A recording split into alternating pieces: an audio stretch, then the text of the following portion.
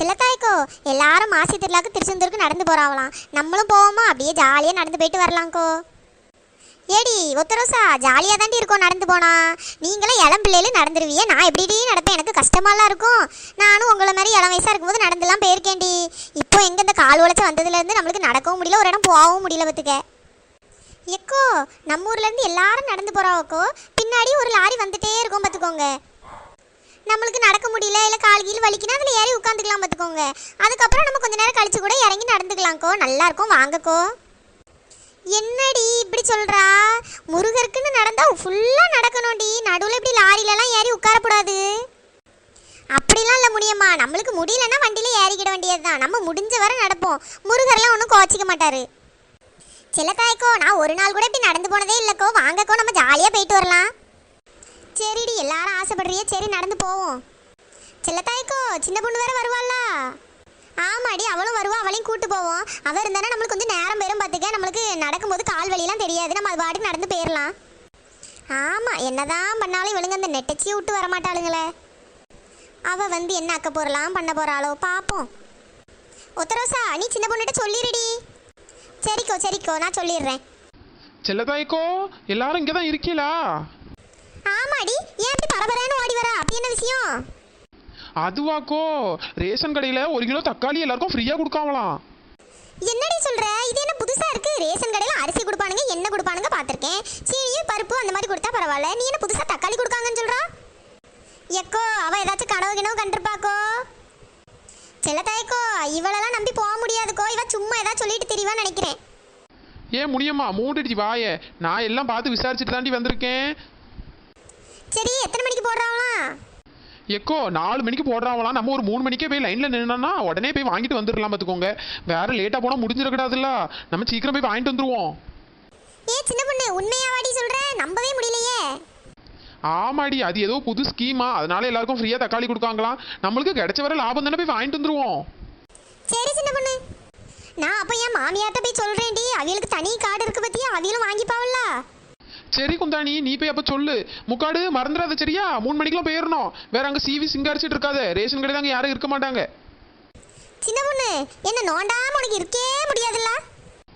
அட போடி, உன்னை பற்றி எனக்கு தெரியாது. நார்மலாக ஒரு குடம் தண்ணி பிடிக்க வந்தாலே சிவி சிங்காரிச்சிட்டு தான் வருவா. நான் ரேஷன் கடை வேற சொல்லியிருக்கேன், வேற நீ சும்மா இருப்பியா? ஏ முடியுமா, உனக்கு காது கேட்குதா இல்லையா? உன் பாடிக்கு சைலண்டாக உட்காந்துருக்கா. கேட்டுச்சு சின்ன பொண்ணு, இந்த வந்துடுறேன். சரிடி, எல்லாரும் சீக்கிரமாக வந்துருங்க. அப்போ வேற எனக்கு தக்காளி பழம் கிடைக்கல, உனக்கு கிடைக்கலன்னு சண்டை போட்டு கிடக்கூடாது பார்த்துக்கோங்க. நான் யார் வந்தாலும் வரனாலும் நான் கரெக்டாக 3 மணிக்கு லைனில் போய் நின்றுவேன்ப்பா. சின்ன பொண்ணு, எல்லாரும் வந்துடுவோம். ஃபர்ஸ்ட் ஒழுங்கா விசாரி, உண்மைதானா இல்லை எப்படின்ட்டு. முக்காடு உண்மையை தாண்டி சொல்லிட்டு இருக்கேன். 1 கிலோ தக்காளி தராங்களாம், வரணும்னா வா, இல்லைனா போவாந்தால நான் போய் வாங்க போகிறேன். சரி, எனக்கு வேலை கிடக்கு, நான் போகிறேன்.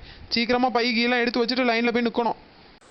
வாசியில் தக்காளி போடுறாங்கன்னு இந்த நெட்டச்சிக்கு என்ன ஒரு ஆனந்தம், இவ்வளோ ஃபாஸ்ட்டாக இருக்காளே. ஐயோ ஐயோ. என்ன சின்ன பொண்ணு, ரேஷன் கடையில் ஒரு ஈ காக்கா கூட இல்லை. தக்காளி போடுறாங்களா இல்லை போய் சொல்லி கூட்டு வந்தியா? ஏன் ராதிகா பைத்தியக்காரி, அதை நான் தான் சொன்னேன்ல 4 மணிக்கு தான் தக்காளி போடுவாங்கன்ட்டு. இப்போ மணி 3 தான் ஆகுது. நம்ம முதல்ல வாங்கிட்டு போயிடலான்ட்டு தான் நம்ம முன்னக்கூட்டியே வர சொன்னேன். லைனில் நெல் பேசாம. என்ன செல்லத்தாய்க்கோ வெறுங்கை வீசிட்டு வந்திருக்கிய? ஆமாடி, 1 கிலோ தக்காளி தானே இந்த சேலை முந்தானையில் வச்சு வீட்டுக்கு எடுத்துகிட்டு போயிட வேண்டியதுதான். இதுக்கு வேற ஒரு பை வேணுமாக்கும், பை. ஏ சின்ன பொண்ணு, நீ ஏன் இவ்வளோ பெரிய கூடையை தூக்கிட்டு வந்திருக்கா? அட போடி போடி பைத்தியக்காரி, தக்காளி 1 கிலோ தான் தருவாங்க, அதை வாங்கிட்டு மிச்சம் மீதி கிடந்து அள்ளிட்டு போகலாம்ல, அதுக்கு தான் பெரிய கூடையாக தூக்கிட்டு வந்திருக்கேன். எப்பா சின்ன பொண்ணு, காரியமாக தான் இருக்காப்பா. சொன்னா நாங்களும் கொஞ்சம் பெரிய பையா பார்த்து தூக்கிட்டு வந்திருப்போம்ல. ஆமாம், அங்கேயே எவ்வளோ மிச்சம் மீதி கிடக்குன்னு தெரியல. நானே எப்படியாச்சும் உஷார் பண்ணி வாங்கணும்னு இருக்கேன். இதில் நீங்களும் என் கூட கூட்டு சேர்றீங்களோ? மரியாதையே 1 கிலோ தக்காளி வாங்கிட்டு பேர் பத்துக்க. நான் எப்படியாச்சும் பேசி உஷார் பண்ணி நான் எப்படியாச்சும் என்ன கொஞ்சம் தக்காளி வாங்கிப்பேன். எப்பா விஷம் விஷம் விஷம், சரியான விஷப்பூச்சாதான்ப்பா இருக்கா. அட போடி போடி முக்காடு. அடியே வள்ளி, நம்ம பின்னாடி ஒரு அக்கா இருக்காவல்ல, அவ ஏன் மாஸ்க் போட்டிருக்காவ? கொரோனா தான் எல்லாம் முடிஞ்சு அடிச்சு விரட்டி பத்தி விட்டாச்சு, திரும்பவும் ஏன் மாஸ்க் போட்டிருக்காவ?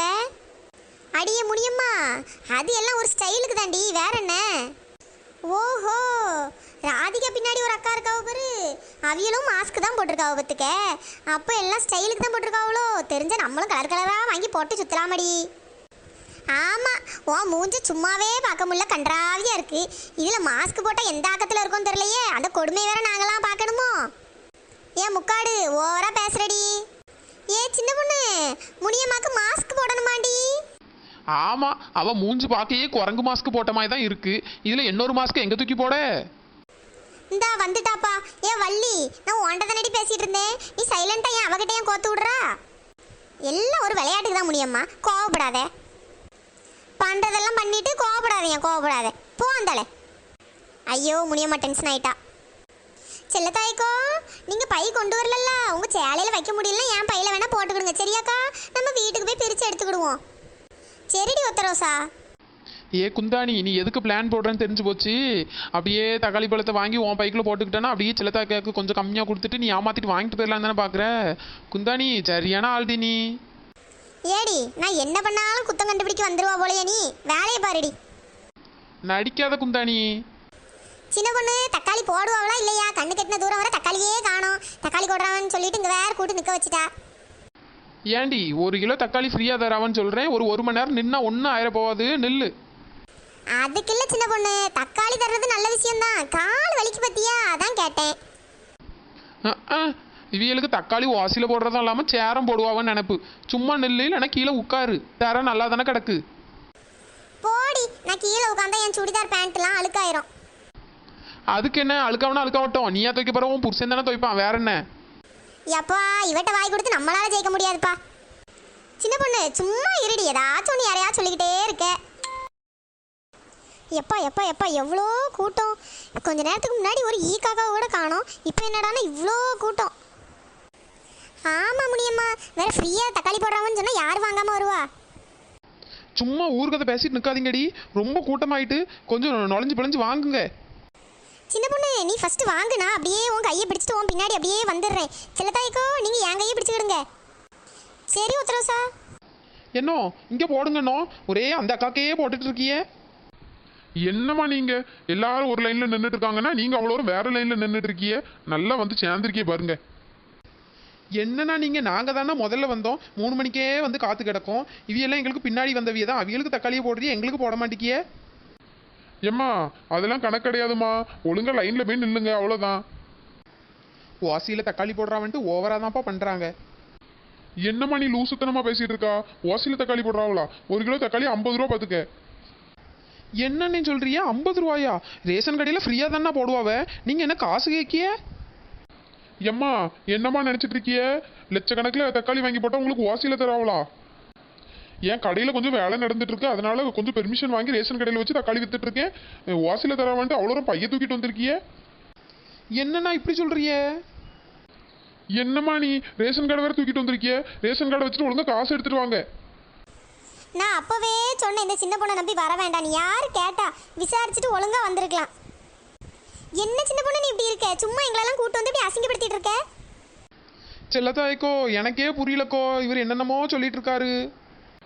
எம்மா நான் எதுவும் என்னென்னமோலாம் ஒன்றும் சொல்லலை, உண்மையை தான் சொல்கிறேன்.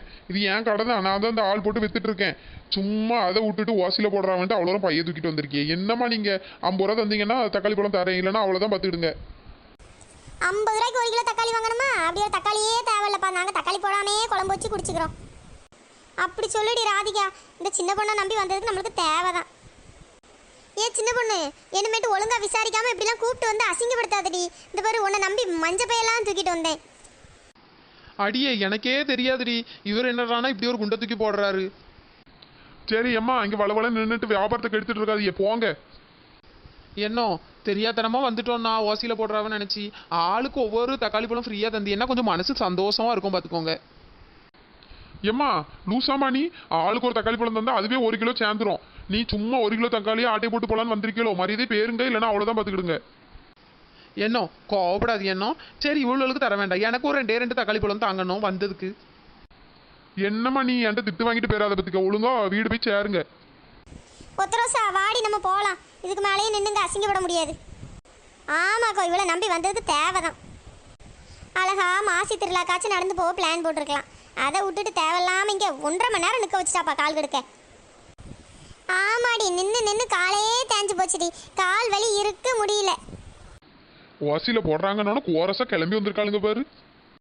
வாங்கடி நம்ம போவோம். இதுக்கு மேலே இதில் நின்றுட்டே இருந்தால் தானே அடித்து பற்றி விட்ருவாவே.